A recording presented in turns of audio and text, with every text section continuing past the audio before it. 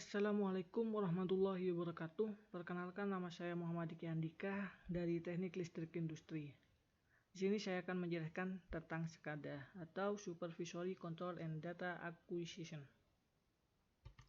SCADA adalah sistem komponen perangkat keras dan program aplikasi perangkat lunak yang digunakan untuk kontrol proses dan untuk mentransfer data secara real time dari lokasi terpencil ke kontrol peralatan dan kondisi. Fungsi SCADA. SCADA berfungsi mengambil data dari pusat pembangkit dan gardu induk, kemudian mengelola informasi yang diterima dan memberi reaksi yang ditimbulkan dari hasil pengolahan informasi. Secara umum, fungsi SCADA yaitu yang pertama, akuisisi data. Proses perubahan data dari sensor menjadi sinyal-sinyal listrik yang kemudian dikonversikan lebih lanjut menjadi bentuk digital untuk pemrosesan dan analisis oleh komputer. Yang kedua, komunikasi data jaringan. Pada awalnya, SCADA melakukan komunikasi data melalui radio modern dan jalur kabel serial khusus. Namun saat ini, semakin berkembangnya zaman, data-data SCADA dapat disalurkan melalui jaringan Ethernet atau TCP daring IP untuk alasan keamanan. Yang ketiga, penyajian data. Yang keempat, kontrol atau proses. Manfaat dari penggunaan SCADA yaitu SCADA dapat mengurangi kesalahan dalam pekerjaan dengan sistem yang telah terprogram. Yang kedua, SCADA dapat sangat bermanfaat untuk efisiensi waktu dalam bekerja. Yang ketiga, SCADA mampu mempercepat suatu proses pekerjaan dengan pengontrolan jarak jauh. Yang keempat, SCADA dapat bermanfaat untuk menghasilkan produk dengan cepat namun tepat terkendali. Yang kelima, keuntungan bagi industri akan lebih besar dengan berkurangnya pekerja manusia yang digantikan dengan SCADA. Subsistem penyusun SCADA. Yang pertama, HMI atau Human Machine Interface.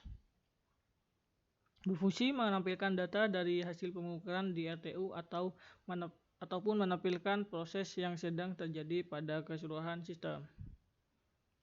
Yang kedua, MTU atau Master Terminal Unit. Merupakan sebuah sistem komputer yang bertugas memberi data kepada HMI dari RTU. Yang ketiga, RTU atau Remote Terminal Unit. Berfungsi sebagai terminal-terminal dari hasil pengukuran, pengendalian, pemantauan status, dan lain-lain. Juga berfungsi menerjemahkan, mengonversi, menghitung sinyal dari transducer. Yang keempat, PLC. PLC adalah sebuah kontrol logik yang dapat diprogram sesuai kebutuhan kita. Yang kelima, sistem komunikasi atau MTU dan RTU. Merupakan sebuah cara untuk mengomunikasikan data dari RTU ke MTU. Yang keenam, data acquisition. Di sini terdapat arsitektur SCADA. Dari RTU, data dari RTU akan diterima oleh MTU untuk ditransfer kepada HMI, di mana kita dapat melihat seluruh sistem dari HMI ini. Selanjutnya, protokol SCADA. Definisi dari protokol yaitu seperangkat ketentuan perintah untuk mengatur dan memformat data di suatu sistem komunikasi elektronik. Di sebuah industri terdapat dua protokol, yaitu IEC 60870-5-11. Yang kedua DNP 3.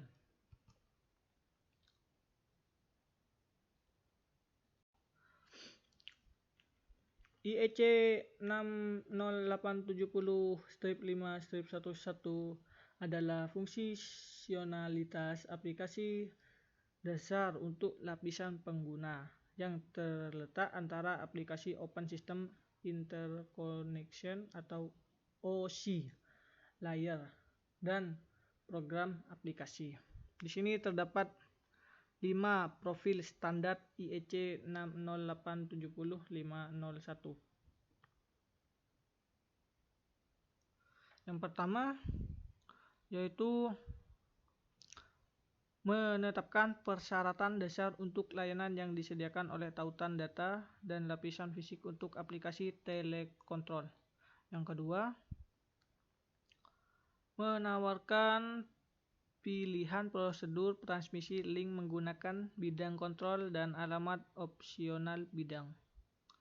Yang ketiga, menetapkan aturan untuk penataan unit data aplikasi dalam bingkai transmisi telekontrol sistem. Yang keempat, memberikan aturan untuk mendefinisikan elemen data informasi dan seperangkat elemen informasi yang umum, khususnya variabel proses digital dan analog yang sering digunakan dalam aplikasi telekontrol. Yang kelima, berfungsi sebagai standar dasar untuk profil aplikasi yang kemudian dibuat secara rinci untuk tugas-tugas telekontrol tertentu. DNP3 adalah protokol untuk transmisi data dari titik A ke titik B menggunakan komunikasi serial. DNP dikembangkan dengan tujuan-tujuan berikut. Yang pertama, integritas data yang tinggi. Yang kedua, struktur yang variabel. Yang ketiga, banyaknya aplikasi. Yang keempat, meminimalkan overhead. Yang kelima, standar terbuka. Prinsip kerja SCADA yaitu dapat menangani gangguan secara langsung atau real time dari jarak jauh. SCADA mengumpulkan data yang diperoleh dari RTU pada MTU dan mengeksekusikan perintah terhadap sistem yang sedang berjalan. Dilihat dari karakteristik sistem kontrol sistem SCADA dibagi menjadi dua, yaitu open loop dan closed loop. Di mana open loop ini menggunakan jaringan WAN atau Wireless Area Network dengan dilengkapi sistem radio pengirim dan penerima sinyal untuk ribuan I/O dan pengontrolan bisa dilakukan secara jarak ribuan kilometer. Jadi di sini open loop dapat digunakan pengontrolan dengan jarak 1000 km. Ribuan kilometer. Yang kedua, closed loop. Sistem ini mirip dengan DCS atau Distributed Control System, di mana sistem ini merupakan sistem atau unit pengumpul dan kontrol data yang biasanya ditempatkan pada area terbatas, dan sistem jaringan yang digunakan yaitu LAN atau Local Area Network.